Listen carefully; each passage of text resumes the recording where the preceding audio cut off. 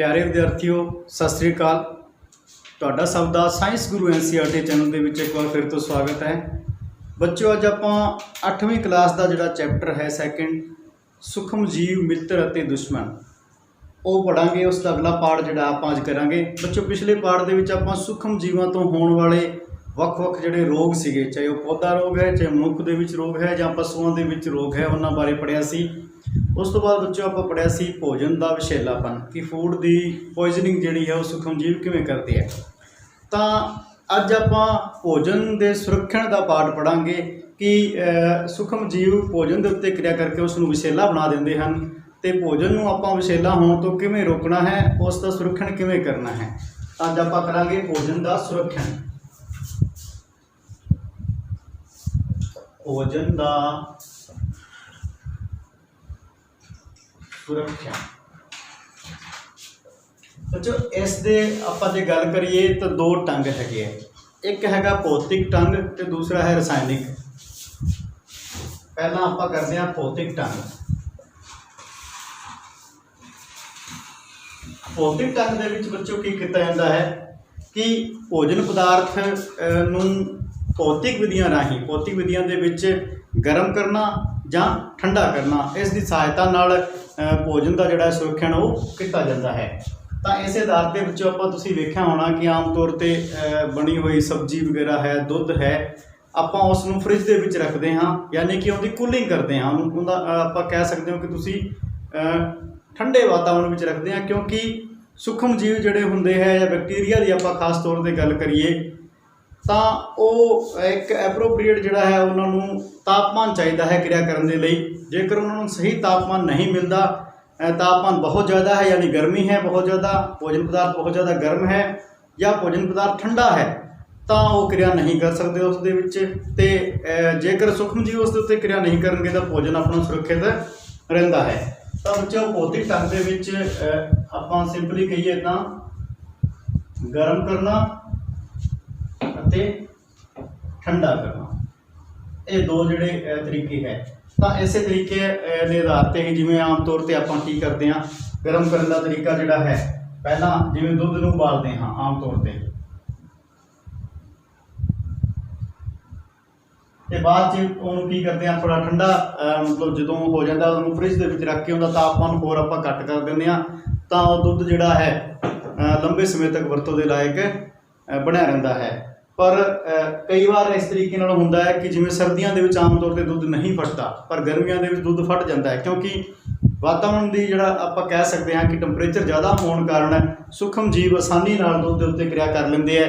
पर सर्दियों के विच तापमान घट होने कारण उन्होंने क्रिया करना तुसीं कह सकते हो क्रिया करने के लिए जिहड़ा जरूरी तापमान है वो नहीं मिलता, उपयुक्त जिहड़ा है तापमान नहीं मिलता, इसलिए जिहड़ा है वो अपना भोजन पदार्थ या दुध जिसकी आप गल कर रहे थे वो सुरक्षित रहिंदा है। इस तो बाद आप जे गल करिए कि ये विधि जिहड़ी है इस तरीके की कि दुध नूं गर्म करना ते ठंडा करना जिहड़ा है इसका पुराने समय तो ही इसकी वरतों की जा रही है। सब तो पहला इसकी खोज जिहड़ी कीती सी लुईस पास्चर ने की सी। लुईस पास्चर ने तो बच्चों इस विधि को पाश्चरीकरण या पाश्चीकरण कहा जाता है। पाश्चीकरण इस विधि विच की हुंदा है, ये पाश्चीकरण अजकल आधुनिक तरीके नाल अज भी वरतों विच आ रही है। पैकेट बंद जिहड़े दुध आपां आम तौर पर बाजार तो जिहड़े शहरां दे विच पैकेट बंद दुध जिहड़ा मिलदा है वो दुध पाश्चीकृत दुध ही हुंदा है। उसनूं किवें उसका पाश्चीकरण किवें कीता जांदा उसदे बारे आपां गल करिए तो लगभग 75 डिग्री 75 डिग्री सेंटीग्रेड के उत्ते दुध नूं की करना है, गर्म करना है। कितनी देर लई? लगभग 15 तो 30 सैकंड तुसीं कह सकते हो। इन्ने टाइम के लिए की करना है, गर्म करना है इन्ने तापमान के उत्ते दुध नूं। उस तो बाद की करना है, एकदम ठंडा करना दुध नूं, एकदम ठंडा करना है, यानी कि उनका टंपरेचर काफ़ी डाउन कर देना है अते उसनूं हवा बंद सील बंद जिहड़े है लिफाफे है पैकेट है उन्हां विच बंद कर देना है। क्योंकि अजिहा करन नाल दुध दे विच जेकर बैक्टीरिया कोई मौजूद है तो वो खत्म हो जाते हैं। तो जब आपां एकदम ठंडा कर लैंदे आ तो तुरंत उसकी पैकिंग कर देने तो उस तो दुध के विच की है बाहरी जोड़े बैक्टीरिया है अंदर शामिल नहीं हो सकते, तो दुध जोड़ा है वो बैक्टीरिया तो या दूसरे तुम कह सकते हो सूक्ष्म जीवों तो सुरक्षित रहिंदा है। तो इस तरीके का दुध जोड़ा है उन्होंने पाश्चीकृत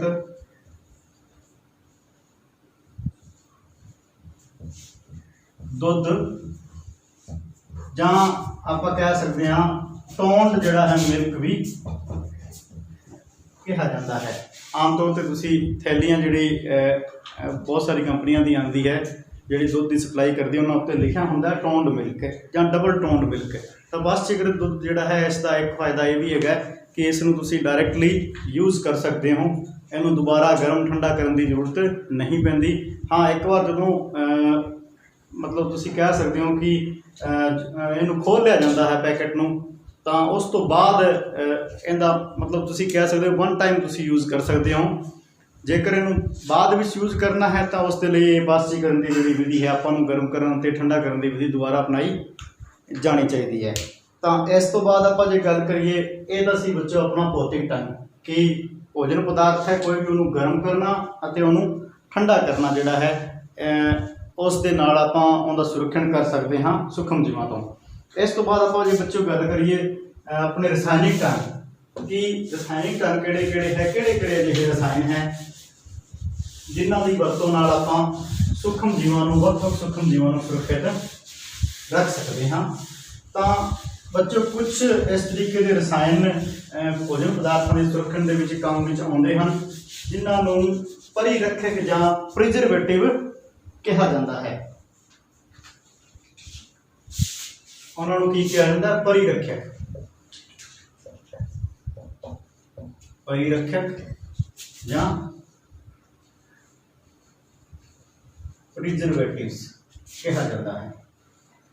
तो परिरक्षक इस तरीके के रसायन होंगे है जोड़े की करते हैं भोजन पदार्थ का माध्यम जोड़ा है उन्होंने चेंज कर देंगे है जिसके कारण सूक्ष्म जीव उस पर क्रिया नहीं कर सकते और भोजन पदार्थ जोड़ा है वो सुरक्षित रहिंदा है।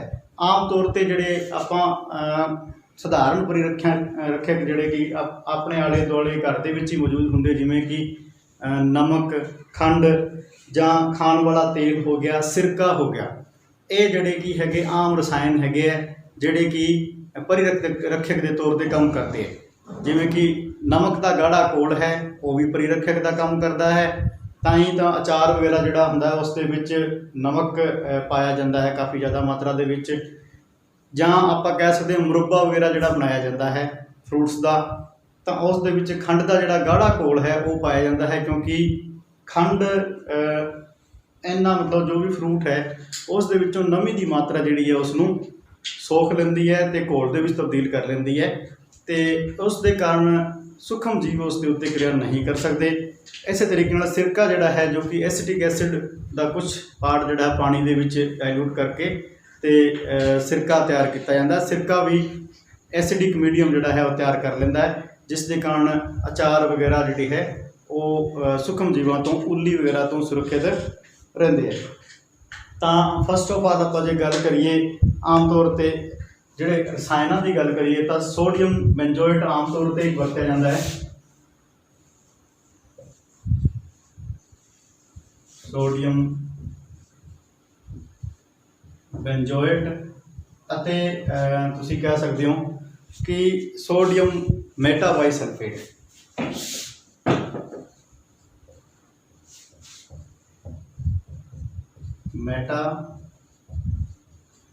बाइसल्फेट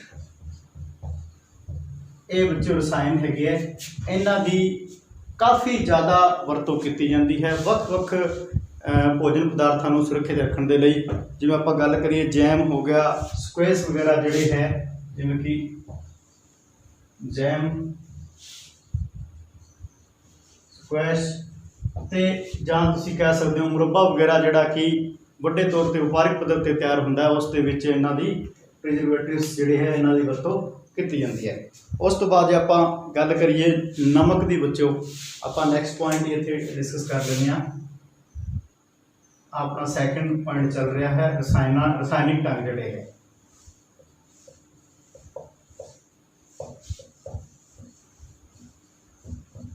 ਤਾਂ ਇਸ ਦੇ ਵਿੱਚ ਨਮਕ, ਸਧਾਰਨ ਨਮਕ NaCl ਜਿਹੜਾ ਹੈ ਮੈਂ ਤੁਹਾਨੂੰ ਪਹਿਲਾਂ ਦੱਸਿਆ। ਸਧਾਰਨ ਨਮਕ ਦਾ ਜਿਹੜਾ ਗਾੜਾ ਘੋਲ ਹੈ ਉਹ ਵੀ ਤੁਸੀਂ ਕਹਿ ਸਕਦੇ ਹੋ ਕਿ ਆਂਵਲੇ ਵਗੈਰਾ ਹੈ, ਅੰਬ ਹੈ ਜਾਂ ਇਮਲੀ ਵਗੈਰਾ, ਇਸ ਤਰੀਕੇ ਦੇ ਫਰੂਟਸ ਹੈ, ਇਹਨਾਂ ਦੇ ਜਿਹੜੇ ਅਚਾਰ ਵਗੈਰਾ ਜਾਂ ਮੁਰੱਬੇ ਵਗੈਰਾ ਹੈ ਉਹਨਾਂ ਨੂੰ ਸੁਰੱਖਿਅਤ ਰੱਖਣ ਦੇ ਵਿੱਚ ਕਾਰਗਰ ਹੈ। ਇਸ ਤੋਂ ਇਲਾਵਾ ਜੇ ਆਪਾਂ ਗੱਲ ਕਰੀਏ ਤਾਂ ਪੁਰਾਣੇ ਸਮੇਂ ਤੋਂ ਹੀ ਮੀਟ ਜਾਂ ਮੱਛੀ ਵਗੈਰਾ ਜਿਹੜੇ ਪਦਾਰਥ ਹੈ ਉਹਨਾਂ ਦੇ ਸੁਰੱਖਣ ਦੇ ਲਈ ਨਮਕ ਦੀ ਵਰਤੋਂ ਕੀਤੀ ਜਾਂਦੀ ਰਹੀ ਹੈ। ਇਹਨਾਂ ਪਦਾਰਥਾਂ ਨੂੰ, ਜਿਵੇਂ ਮੱਛੀ ਜਾਂ ਮੀਟ ਵਗੈਰਾ ਹੈ, ਇਹਨਾਂ ਨੂੰ ਨਮਕ ਦੇ ਢੇਰ ਜਿਹੜੇ ਸੀ ਉਹਨਾਂ ਦੇ ਵਿੱਚ ਦਬਾ ਦਿੱਤਾ ਜਾਂਦਾ ਸੀ, ਨਮਕ ਦੀ ਪਰਤ ਦੇ ਹੇਠਾਂ ਦਬਾ ਦਿੱਤਾ ਜਾਂਦਾ ਸੀ, ਜਿਸ ਤੋਂ ਕੀ ਹੈਗੀ ਉਹ ਲੰਬੇ ਸਮੇਂ ਤੱਕ ਰੱਖਿਅਤ ਰਹਿੰਦੇ ਸੀ। ਉਸ ਤੋਂ ਬਾਅਦ ਜੇ ਆਪਾਂ ਗੱਲ ਕਰੀਏ ਥਰਡ ਜਿਹੜਾ ਹੈ ਚੀਨੀ, ਖੰਡ ਦਾ ਘੋਲ ਜਿਹੜਾ ਹੈ ਮੈਂ ਤੁਹਾਨੂੰ ਦੱਸਿਆ ਕਿ ਖੰਡ ਦੇ ਘੋਲ ਤੋਂ ਵੀ ਆਪਾਂ ਖੰਡ ਦਾ ਗਾੜਾ ਘੋਲ ਜਿਹੜਾ ਹੈ ਉਹ ਵੀ ਸੂਖਮ ਜੀਵਾਂ ਦੇ ਲਈ ਇੱਕ ਤੁਸੀਂ ਕਹਿ ਸਕਦੇ ਹੋ ਰੋਧਕ ਮਾਧਿਅਮ ਦਾ ਕੰਮ ਕਰਦਾ ਹੈ। ਜਿਵੇਂ ਕਿ ਜੈਮ, ਜੈਲੀ ਜਾਂ ਸਵੈਸ ਵਗੈਰਾ ਜਿਹੜਾ ਹੈ ਇਹਨਾਂ ਦੇ ਸੁਰੱਖਣ ਦੇ ਲਈ ਖੰਡ ਦੇ ਘੋਲ ਦੀ ਵਰਤੋਂ ਕੀਤੀ ਜਾਂਦੀ ਹੈ। ਇਸ ਤੋਂ ਬਾਅਦ ਜੇ ਆਪਾਂ ਗੱਲ ਕਰੀਏ ਆਪਣਾ ਖਾਣ ਵਾਲਾ ਤੇਲ ਅਤੇ ਸਿਰਕਾ ਜਿਹੜਾ ਹੈ, ਤੇਲ ਅਤੇ ਸਿਰਕਾ, ਸਿਰਕੇ ਦੇ ਵਿੱਚ ਐਸੀਟਿਕ ਐਸਿਡ ਹੁੰਦਾ ਹੈ CH3C। ਇਸ ਦਾ ਕੁਝ ਜਿਹੜਾ ਹੈ ਤੁਸੀਂ ਕਹਿ ਸਕਦੇ ਹੋ ਕਿ ਪਰਸੈਂਟੇਜ ਲੈ ਕੇ ਐਸੀਟਿਕ ਐਸਿਡ ਦਾ ਅਤੇ ਸਿਰਕਾ ਤਿਆਰ ਕੀਤਾ ਜਾਂਦਾ ਹੈ। ਕੰਪਲੀਟਲੀ ਐਸੀਟਿਕ ਐਸਿਡ ਨਹੀਂ ਹੁੰਦਾ ਸਿਰਕੇ ਦੇ ਵਿੱਚ।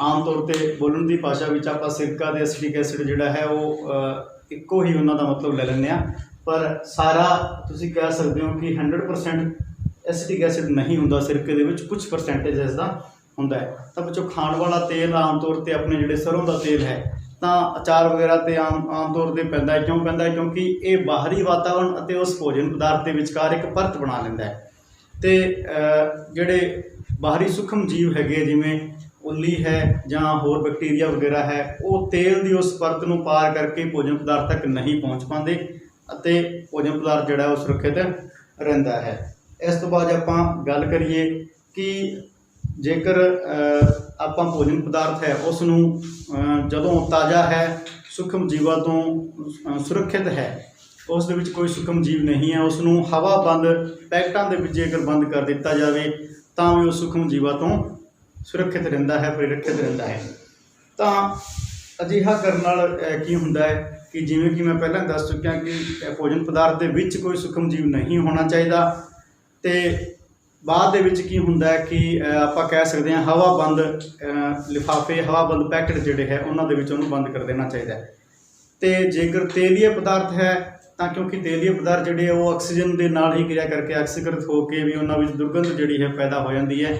ਜਿਵੇਂ ਕਿ ਆਮ ਤੌਰ 'ਤੇ ਆਪਾਂ ਚਿਪਸ ਵਗੈਰਾ ਹੈ ਜਾਂ ਪਕੌੜੇ, ਮੱਠੀਆਂ ਵਗੈਰਾ, ਇਸ ਤਰੀਕੇ ਦੇ ਪਦਾਰਥ ਜਿਹੜੇ ਕਿ ਤੇਲ ਦੇ ਵਿੱਚ ਤਲ ਕੇ ਫਰਾਈ ਹੋ ਕੇ ਬਣਦੇ ਨੇ, ਤਾਂ ਇਹਨਾਂ ਦੇ ਸੁਰੱਖਣ ਦੇ ਲਈ ਇਹਨਾਂ ਪੈਕਟਾਂ ਦੇ ਵਿੱਚ ਨਾਈਟ੍ਰੋਜਨ ਗੈਸ ਜਿਹੜੀ ਹੈ ਉਹ ਭਰੀ ਜਾਂਦੀ ਹੈ, N2 ਗੈਸ। ਆਮ ਤੌਰ 'ਤੇ ਤੁਸੀਂ ਬਾਜ਼ਾਰ ਤੋਂ ਚਿਪਸ ਵਗੈਰਾ ਦਾ, ਕੁਰਕੁਰੇ ਵਗੈਰਾ ਜੋ ਵੀ ਪੈਕਟ ਲੈ ਕੇ ਆਉਂਦੇ ਹੋ ਤਾਂ ਉਹਨਾਂ ਨੂੰ ਤੁਸੀਂ ਵੇਖਿਆ ਹੋਣਾ ਕਿ ਉਹ ਬਹੁਤ ਫੁੱਲੇ ਹੁੰਦੇ ਹੈ। ਤਾਂ ਉਹ ਫੁੱਲੇ ਕਿਉਂ ਹੁੰਦੇ? ਕਿਉਂਕਿ ਉਹਨਾਂ ਵਿੱਚ ਨਾਈਟ੍ਰੋਜਨ ਗੈਸ ਭਰੀ ਹੁੰਦੀ ਹੈ, ਤਾਂ ਜੋ ਅੰਦਰ ਚਿਪਸ ਵਗੈਰਾ ਜੋ ਵੀ ਪਦਾਰਥ ਹੈ ਉਹ ਆਕਸੀਕ੍ਰਿਤ ਨਾ ਹੋ ਜਾਵੇ, ਆਕਸੀਜਨ ਨਾਲ ਕਿਰਿਆ ਕਰਕੇ ਆਕਸੀਕ੍ਰਿਤ ਨਾ ਹੋ ਜਾਵੇ। ਅਤੇ ਜੇਕਰ ਆਪਾਂ ਚਿਪਸ ਵਗੈਰਾ ਦੇ ਪੈਕਟ ਨੂੰ ਖੋਲ੍ਹ ਦਿੰਦੇ ਹਾਂ, ਨਾਈਟ੍ਰੋਜਨ ਬਾਹਰ ਨਿਕਲ ਜਾਂਦੀ ਹੈ ਅਤੇ ਉਸ ਤੋਂ ਬਾਅਦ ਜੇਕਰ ਉਹ ਤੁਸੀਂ ਕਹਿ ਸਕਦੇ ਹੋ 1-2 ਘੰਟੇ ਪਿਆ ਰਹਿੰਦਾ ਹੈ ਤਾਂ ਉਸ ਦੇ ਵਿੱਚ ਬਦਬੂ ਜਾਂ ਦੁਰਗੰਧ ਜਿਹੜੀ ਹੈ ਆਉਣੀ ਸ਼ੁਰੂ ਹੋ ਜਾਂਦੀ ਹੈ। ਤਾਂ ਬੱਚੋ ਇਹ ਤਾਂ ਸੀ ਆਪਣਾ ਜਿਹੜਾ ਆਪਾਂ ਕਹਿ ਸਕਦੇ ਹਾਂ ਕਿ ਭੋਜਨ ਦਾ ਸੁਰੱਖਣ ਜਾਂ ਭੋਜਨ ਦਾ ਪਰਿਰੱਖਣ ਆਪਾਂ ਕਿਵੇਂ ਕਰਨਾ ਹੈ। ਇਸ ਤੋਂ ਬਾਅਦ ਆਪਣਾ ਅਗਲਾ ਜਿਹੜਾ ਟੌਪਿਕ ਹੈ ਬੱਚੋ ਉਹ ਹੈ ਨਾਈਟ੍ਰੋਜਨ ਸਥਿਰੀਕਰਨ।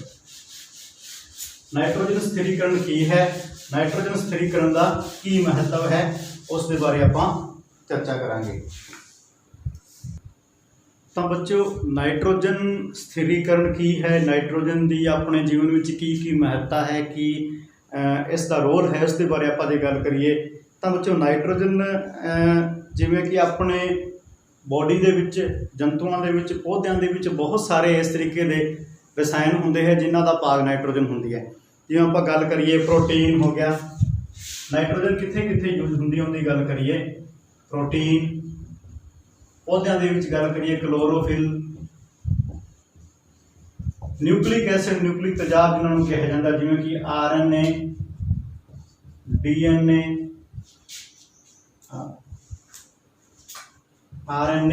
ਅਤੇ DNA,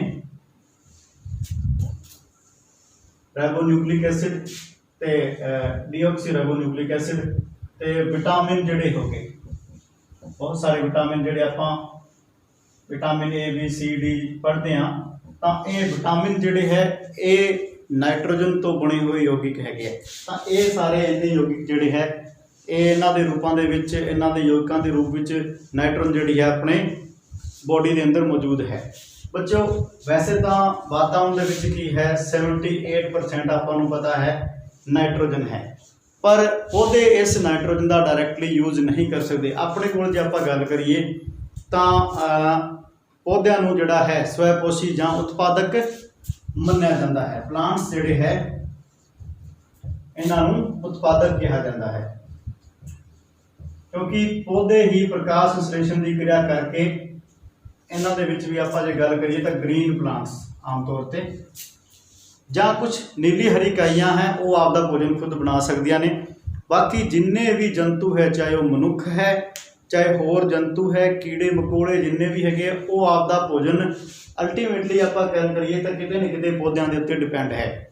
ਜਿਵੇਂ ਸਪੋਜ਼ ਕਰੋ ਆਪਾਂ ਜੇ ਗੱਲ ਕਰੀਏ ਭੋਜਨ ਲੜੀ ਦੀ ਕਿ ਕੋਈ ਪੌਦਾ ਹੈ, ਉਸ ਪੌਦੇ ਨੂੰ ਤੁਸੀਂ ਵੇਖੋ ਕਿ ਕੋਈ ਬੱਕਰੀ ਖਾ ਰਹੀ ਹੈ, ਉਸ ਬੱਕਰੀ ਨੂੰ ਕੋਈ ਸ਼ੇਰ ਖਾ ਰਿਹਾ ਹੈ, ਤੇ ਸ਼ੇਰ ਜਦੋਂ ਮਰਦਾ ਹੈ ਤਾਂ ਉਹਨੂੰ ਸੂਖਮ ਜੀਵ ਖਾ ਜਾਂਦੇ ਹਨ ਤੇ ਉਹ ਵਾਪਸ ਮਿੱਟੀ ਦੇ ਵਿੱਚ ਮਿਲ ਜਾਂਦਾ ਹੈ। ਤਾਂ ਇਸ ਤਰੀਕੇ ਨਾਲ ਕੀ ਹੈਗਾ ਕਿ ਇੱਕ ਚੱਕਰ ਚੱਲਦਾ ਹੈ। ਉਸੇ ਤਰੀਕੇ ਨਾਲ ਹੀ ਆਪਣਾ ਜੇ ਆਪ ਗੱਲ ਕਰੀਏ ਤਾਂ ਆਪਾਂ ਵੀ ਕੀ ਕਰਦੇ ਹਾਂ ਕਿ ਭੋਜਨ ਪ੍ਰਾਪਤ ਕਰਦੇ ਹਾਂ, ਜਿਵੇਂ ਕਿ ਕਣਕ ਹੈ, ਚਾਵਲ ਹੈ, ਪੌਦਿਆਂ ਤੋਂ ਪ੍ਰਾਪਤ ਕਰਦੇ ਹਾਂ। ਮਸਾਲੇ ਹੈ ਉਹ ਵੀ ਪੌਦਿਆਂ ਤੋਂ ਆਉਂਦੇ ਹੈ। ਦੁੱਧ ਦੀ ਗੱਲ ਕਰੀਏ, ਘਿਓ ਦੀ ਗੱਲ ਕਰੀਏ, ਮੱਝ ਕੀ ਖਾਂਦੀ ਹੈ, ਪੱਠੇ ਖਾਂਦੀ ਹੈ, ਗਾਂ ਪੱਠੇ ਖਾਂਦੀ ਹੈ ਤੇ ਉਸ ਦਾ ਦੁੱਧ ਆਪਾਂ ਨੂੰ ਪ੍ਰਾਪਤ ਹੁੰਦਾ ਹੈ। ਤਾਂ ਯਾਨੀ ਉਸ ਦਾ ਉਤਪਾਦ ਹੈ ਆਪਣੇ ਕੋਲ ਇੱਕ। ਤਾਂ ਅਲਟੀਮੇਟਲੀ ਐਨਰਜੀ ਜਿਹੜੀ ਹੈ, ਊਰਜਾ ਹੈ, ਉਹ ਪੌਦਿਆਂ ਤੋਂ ਹੀ ਜਨਰੇਟ ਹੁੰਦੀ ਹੈ। ਤੇ ਪੌਦੇ ਕਿੱਥੋਂ ਊਰਜਾ ਲੈਂਦੇ ਨੇ? ਭੂਮੀ ਦੇ ਵਿੱਚੋਂ। ਤਾਂ ਭੂਮੀ ਦੇ ਵਿੱਚ ਪੌਦਿਆਂ ਨੂੰ ਭੋਜਨ ਬਣਾਉਣ ਦੇ ਲਈ ਆਹ ਸਾਰੇ ਜਿਹੜੇ ਪਦਾਰਥ ਹੈ ਆਪਾਂ ਜੇ ਗੱਲ ਕਰੀਏ ਇਹ ਬਣਾਉਣ ਦੇ ਲਈ ਨਾਈਟ੍ਰੋਜਨ ਦੀ ਜ਼ਰੂਰਤ ਪੈਂਦੀ ਹੈ। ਤਾਂ ਨਾਈਟ੍ਰੋਜਨ ਵਾਤਾਵਰਣ ਵਿੱਚ ਤਾਂ ਬਹੁਤ ਜ਼ਿਆਦਾ ਮਾਤਰਾ ਵਿੱਚ ਹੈ, 78% ਹੈ, ਪਰੰਤੂ ਪੌਦੇ ਇਸ ਦਾ ਡਾਇਰੈਕਟਲੀ ਯੂਜ਼ ਨਹੀਂ ਕਰ ਸਕਦੇ ਕਿਉਂਕਿ ਇਹ ਨਾਈਟ੍ਰੋਜਨ ਜਿਹੜੀ ਹੈ ਮੁਕਤ ਰੂਪ ਵਿੱਚ ਹੈ, ਯੌਗਿਕਾਂ ਦੇ ਰੂਪ ਵਿੱਚ ਨਹੀਂ ਹੈ, ਇਹ ਸਥਿਰ ਨਹੀਂ। ਆਪਾਂ ਜੇ ਗੱਲ ਕਰੀਏ ਤਾਂ ਨਾਈਟ੍ਰੋਜਨ ਨੂੰ ਨਾਈਟ੍ਰੇਟ ਵਿੱਚ ਬਦਲਣਾ, N2 ਦਾ ਨਾਈਟ੍ਰੇਟਸ ਦੇ ਵਿੱਚ ਬਦਲਣਾ ਜਿਹੜਾ ਹੈ ਉਹਨੂੰ ਆਪਾਂ ਕੀ ਕਹਿੰਦੇ ਹਾਂ? ਨਾਈਟ੍ਰੋਜਨ ਫਿਕਸੇਸ਼ਨ ਆਪਾਂ ਇਹਨੂੰ ਕਹਿੰਦੇ ਹਾਂ, ਯਾਨੀ ਕਿ ਨਾਈਟ੍ਰੋਜਨ ਸਥਿਰੀਕਰਨ ਉਸ ਨੂੰ ਕਿਹਾ ਜਾਂਦਾ ਹੈ। ਤਾਂ ਨਾਈਟ੍ਰੋਜਨ ਸਥਿਰੀਕਰਨ ਦੇ ਢੰਗ ਦੇ ਬਾਰੇ ਗੱਲ ਕਰੀਏ ਤਾਂ ਉਹ ਕਿਸ ਤਰੀਕੇ ਨਾਲ ਹੁੰਦਾ ਹੈ ਕਿ ਬੱਚੋ ਕੁਝ ਜਿਹੜੇ ਹੈ ਜੀਵਾਣੂ ਹੈ ਜਿਨ੍ਹਾਂ ਬਾਰੇ ਆਪਾਂ ਪਹਿਲਾਂ ਵੀ ਡਿਸਕਸ ਕਰ ਚੁੱਕੇ ਹਾਂ, ਇੱਥੇ ਦੁਬਾਰਾ ਮੈਂ ਦੱਸ ਦੇਣਾ। ਇਹ ਜੀਵਾਣੂ ਕਿੱਥੇ ਪਾਏ ਜਾਂਦੇ ਆ? ਫਲੀਦਾਰ ਪੌਦੇ ਜਿਹੜੇ ਹੈ, ਫਲੀਦਾਰ ਪੌਦੇ ਜਿਵੇਂ ਕਿ ਮਟਰ, ਸੋਇਆਬੀਨ,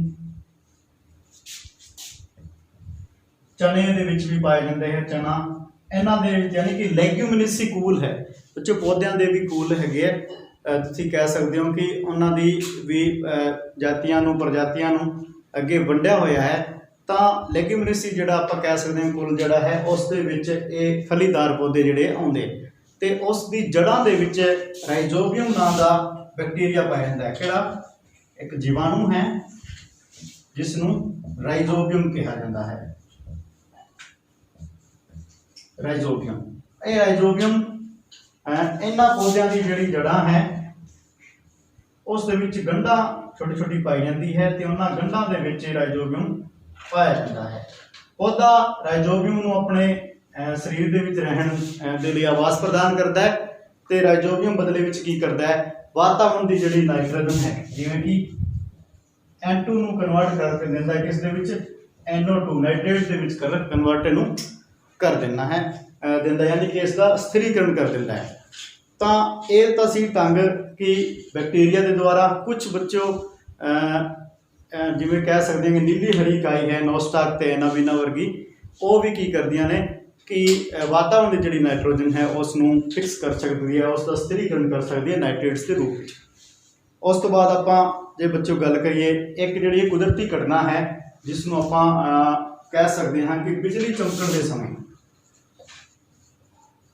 ਬਿਜਲੀ ਚਮਕਣ ਦੇ ਸਮੇਂ ਕੀ ਹੁੰਦਾ ਹੈ ਕਿ ਆਪਾਂ ਕਹਿ ਸਕਦੇ ਹਾਂ ਕਿ ਜਦੋਂ ਬਿਜਲੀ ਚਮਕਦੀ ਹੈ ਤਾਂ ਇੱਕ ਤਰੀਕੇ ਨਾਲ ਬੱਦਲ ਆਮ ਤੌਰ 'ਤੇ ਟਕਰਾਉਂਦੇ ਹੈ, ਉਹਨਾਂ ਦੇ ਨਾਲ ਕੀ ਹੁੰਦਾ ਕਿ ਚਾਰਜਾਂ ਦਾ ਆਦਾਨ ਪ੍ਰਦਾਨ ਹੁੰਦਾ ਹੈ। ਬੱਦਲਾਂ ਦੇ ਵਿੱਚ ਉੱਤੇ ਵੀ ਚਾਰਜਿਤ ਹੁੰਦੇ ਨੇ ਬੱਦਲ ਵੀ, ਅਤੇ ਜਦੋਂ ਚਾਰਜ ਆਪਸ ਦੇ ਵਿੱਚ ਟਕਰਾਉਂਦੇ ਨੇ ਤਾਂ ਇੱਕ ਲਿਸ਼ਕੋਰ ਪੈਦਾ ਹੁੰਦੀ ਹੈ। ਇੱਕ ਤਰੀਕੇ ਨਾਲ ਤੁਸੀਂ ਕਹਿ ਸਕਦੇ ਹੋ ਕਿ ਜਿਵੇਂ ਆਪਾਂ ਦੋ ਤਾਰ ਬੈਟਰੀ ਦੇ ਆਪਸ ਦੇ ਵਿੱਚ ਟਕਰਾਉਂਦੇ ਹਾਂ ਤਾਂ ਸਪਾਰਕਿੰਗ ਹੁੰਦੀ ਹੈ, ਉਸ ਤਰੀਕੇ ਦੀ ਸਪਾਰਕਿੰਗ ਹੁੰਦੀ ਹੈ। ਅਤੇ ਉਸ ਸਪਾਰਕਿੰਗ ਦੇ ਕਾਰਨ, ਉਸ ਊਰਜਾ ਦੇ ਕਾਰਨ ਵਾਤਾਵਰਣ ਦੀ ਜਿਹੜੀ ਨਾਈਟ੍ਰੋਜਨ ਹੈ ਉਹ ਨਾਈਟ੍ਰੇਟਸ ਦੇ ਵਿੱਚ ਤਬਦੀਲ ਹੋ ਜਾਂਦੀ ਹੈ, ਅਤੇ ਬਾਅਦ ਦੇ ਵਿੱਚ ਉਹ ਨਾਈਟ੍ਰੇਟਸ ਜਿਹੜੇ ਹੈ ਵਰਖਾ ਦੇ ਪਾਣੀ ਦੇ ਨਾਲ, ਕਿਉਂਕਿ ਬਿਜਲੀ ਚਮਕ ਰਹੀ ਹੈ ਤਾਂ ਨੈਚੁਰਲ ਦੀ ਗੱਲ ਹੈ ਕਿ ਬਾਅਦ ਦੇ ਵਿੱਚ ਵਰਖਾ ਹੋਣ ਦੀ ਸੰਭਾਵਨਾ ਹੁੰਦੀ ਹੈ, ਤਾਂ ਵਰਖਾ ਦੇ ਪਾਣੀ ਦੇ ਨਾਲ ਉਹ ਨਾਈਟ੍ਰੇਟਸ ਜਿਹੜੇ ਥੱਲੇ ਆਉਂਦੇ ਨੇ ਅਤੇ ਭੂਮੀ ਦੇ ਵਿੱਚ ਪੌਦਿਆਂ ਤੱਕ ਪਹੁੰਚ ਜਾਂਦੇ ਹਨ। ਤਾਂ ਇਹ ਪ੍ਰੋਸੀਜਰ ਜਿਹੜਾ ਹੈ ਇੱਕ ਨੈਚੁਰਲ ਪ੍ਰੋਸੀਜਰ ਹੈ।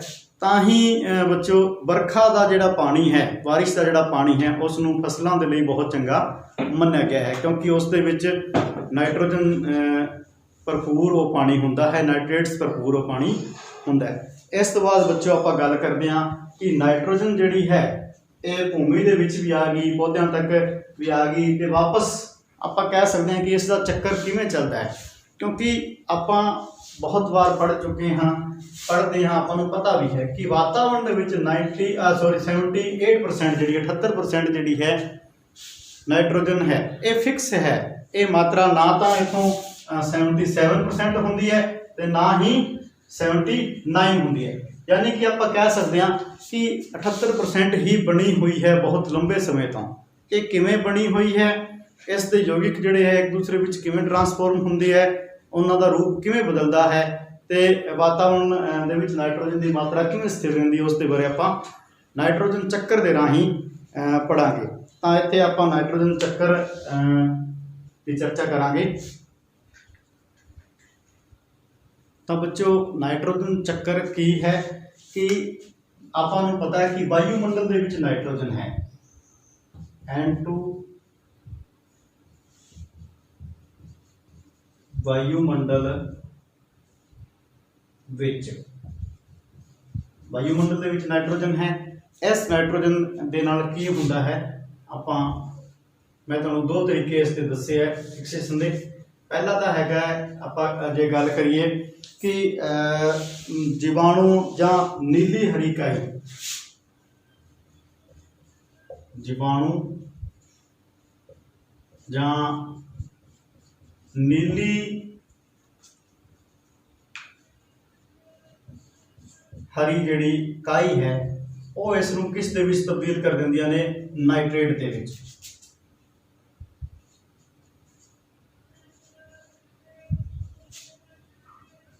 ਨਾਈਟ੍ਰੇਟਸ ਦੇ ਵਿੱਚ ਤਬਦੀਲ ਕਰ ਦਿੰਦੀ ਹੈ। ਇਹ ਨਾਈਟ੍ਰੇਟਸ ਕਿੱਥੇ ਜਾਂਦੇ ਹਨ, ਭੂਮੀ ਦੇ ਵਿੱਚ, ਯਾਨੀ ਕਿ ਨਾਈਟ੍ਰੋਜਨ ਕਿੱਥੇ ਪਹੁੰਚ ਗਈ, ਯੌਗਿਕ ਦੇ ਰੂਪ ਵਿੱਚ N2 ਯੌਗਿਕ ਭੂਮੀ, ਤੁਸੀਂ ਕਹਿ ਸਕਦੇ ਹੋ ਭੂਮੀ ਦੇ ਵਿੱਚ, यानी कि भूमि तक नाइट्रोजन पहुंच गई।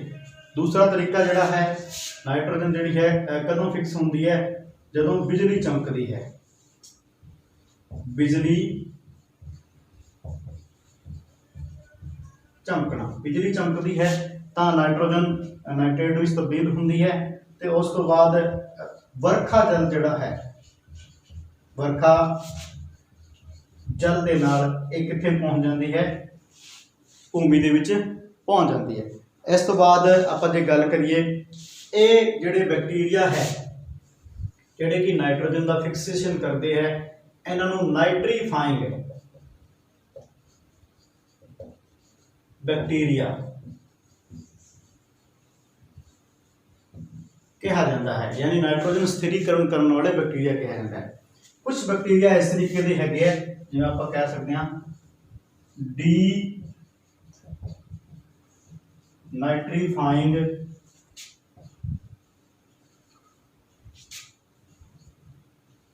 बैक्टीरिया है। ये बैक्टीरिया की करते हैं वायुमंडल की सॉरी भूमि के विच जिहड़े नाइट्रोजन यौगिकां के रूप में है उस नूं वापस किस दे विच तब्दील कर देंदे हैं N2 दे विच, नाइट्रोजन दे विच तब्दील कर देंदे हैं ते ये N2 जिहड़ी है ये वापस कित्थे चली जाती है, आपां जे गल करिए वायुमंडल दे विच डायरैक्टली चली जाती है।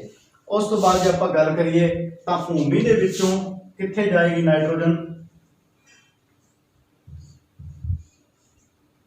आपां गल करिए पौधों दे विच आएगी, पौधे लैणगे, पौधों दे विच जाएगी। पौधों नूं कौन खांदे है, जंतु खांदे है, पौधों तो ये जंतुओं दे विच जाएगी। जंतु जदों मर जाते हैं डेथ तो बाद, जंतु की डेथ हो गई, डेथ तो बाद वो कित्थे आ जाते हैं वापस मिट्टी दे विच। कौन जिहड़े आपां कह सकते हैं डीकंपोजर जिन्हां नूं कहा जाता है, जां निखेड़क जिहड़े है, इत्थे मैं लिख देना निखेड़कां द्वारा,